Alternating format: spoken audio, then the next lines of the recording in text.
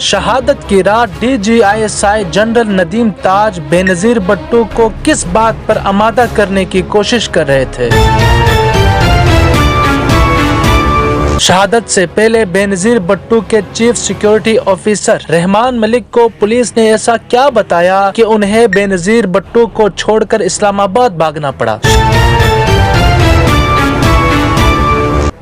27 दिसंबर 2007 शहादत की रात बेनज़ीर भुट्टो को बताया गया कि उन्हें कोई कत्ल करना चाहता है। बताने वाले ने मुकम्मल यकीन और एतमाद के साथ बेनज़ीर भुट्टो को बताया कि उन्हें अगले दिन रावलपिंडी में होने वाले जलसे में कत्ल कर दिया जाएगा। ये शख्स कोई और नहीं बल्कि उस वक्त के DGISI लेफ्टिनेंट जनरल नदीम ताज थे।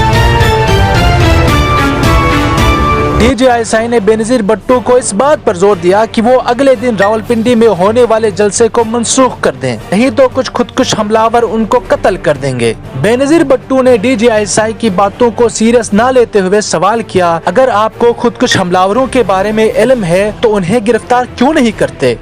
जिस पर DGISI ने जवाब दिया, ये नामुमकिन है और ऐसा करने से मेरे ज़राए बेनकाब हो सकते हैं और उनकी जान भी जा सकती है। बेनज़ीर भुट्टो ने इसरार किया, मुझे सिक्योरिटी देना रियासत की जिम्मेदारी है, आप मेरी सिक्योरिटी बढ़ा दें और इस बात को यकीनी बनाएं कि मैं महफूज हूँ। न सिर्फ मैं बल्कि मेरे लोग जो वहाँ पर मौजूद होंगे वो भी पूरी तरह महफूज हों। इधर जनरल ताज बेनज़ीर भुट्टो को इस बात पर कायल करने की कोशिश कर रहे थे कि वो अपना जलसा मनसूख कर दें, तो दूसरी तरफ बेनज़ीर भुट्टो के कातिल बेनज़ीर भुट्टो के कत्ल की तैयारियां मुकम्मल कर रहे थे। आधी रात को एक शख्स अपने साथ दो 15 साल लड़कों को लेकर रावलपिंडी दाखिल हुआ।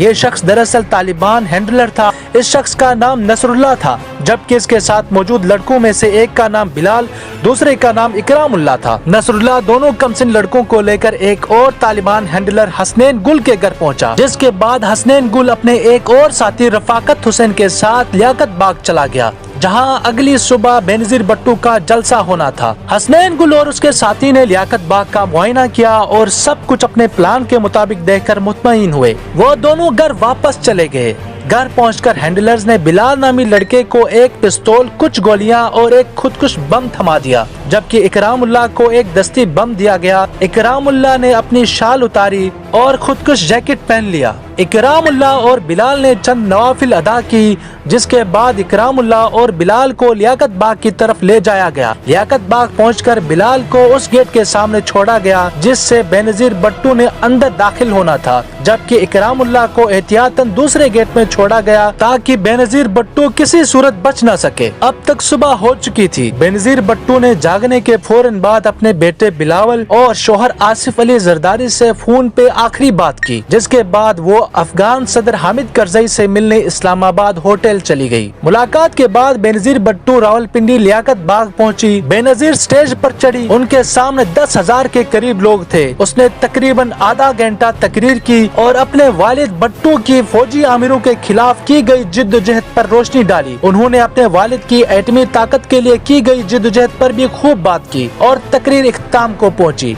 बेनज़ीर भुट्टो स्टेज से उतर आई और अपनी बुलेट प्रूफ गाड़ी में सवार होकर बाग से बाहर सड़क पर आई। बेनज़ीर भुट्टो के हामियों ने मामूल के मुताबिक गाड़ी को घेर लिया, जिस पर बेनज़ीर भुट्टो के मुहाफिजों ने गाड़ी का मुहासरा कर लिया। बेनज़ीर मामूल के मुताबिक गाड़ी की पिछली सीट पर खड़ी हुई। उसका सर और कंधे छत के दरवाजे से बाहर आए। बेनज़ीर भुट्टो ने कारकुनों के नारे के जवाब में अपना हाथ लहराना शुरू किया। बिलाल ने मौका पाते ही पिस्तौल बाहर निकाली और बेनज़ीर भुट्टो पर निशाना बांधा। बेनज़ीर भुट्टो के एक गार्ड ने बिलाल को रोकने की कोशिश की, लेकिन बिलाल ने 1 सेकंड से भी कम वक्त में 3 गोलियां बेनज़ीर भुट्टो के जिस्म में दाग दी। बेनज़ीर भुट्टो पत्थर की तरह गिर पड़ी, जिसके बाद बिलाल ने खुद को बम धमाके से उड़ा दिया। बेनज़ीर भुट्टो की हिफाजत के लिए मौके पर न कोई पुलिस गाड़ी थी न कोई बैकअप कार। बेनज़ीर भुट्टो के chief security officer Rahman Malik वाक़े से पहले ही बेनज़ीर भुट्टो को छोड़कर फरार हो चुके थे। बाद में जब उनसे फरार होने की वजह पूछी गई तो उन्होंने जवाब दिया,